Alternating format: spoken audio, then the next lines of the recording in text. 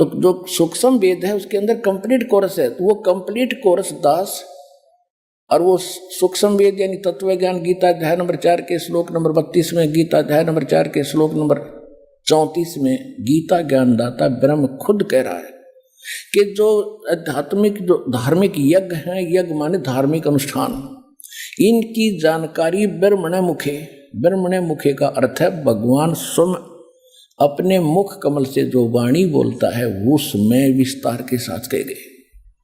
और गीता के अनुवादकों ने यहाँ पर डंडी मार रखी है, यहाँ पर धोखा कर रखा है। इन्होंने ब्रह्मणे मुखे का अर्थ कर दिया वेद की वाणी, चौथे अध्याय के 32वें श्लोक में, ये गलत कर दिया। ब्रह्मणे माने सच्चिदानंद घन ब्रह्म, परम अक्षर ब्रह्म, उसके मुख से बोली हुई वाणी में सब स्पष्ट लिखे। 17वें अध्याय के 23वें श्लोक में 3 मंत्र है। ओम तत्सत इति निर्देश है ब्रह्मणे त्रिविध समर्थ है। वहां इन्होंने ठीक अनुवाद कर दिया, वहां लिखा है कि ओम तत्सत, यह वो सच्चिदानंद घन ब्रह्म का, ब्रह्मणे माने सच्चिदानंद घन ब्रह्म किया है, सही किया है।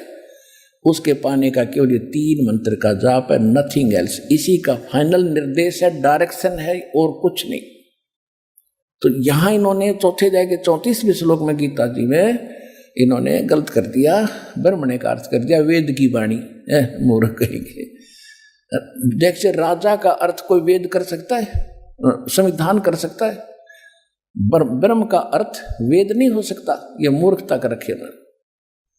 ब्रह्म तो एक राजा है, भगवान है, और वेद उसका संविधान है। राजा का कहीं अर्थ हो, राजा लिखा उसका वेद कोई संविधान अर्थ करके सेंटेंस और अनुवाद करता तो मूर्ख आदमी है।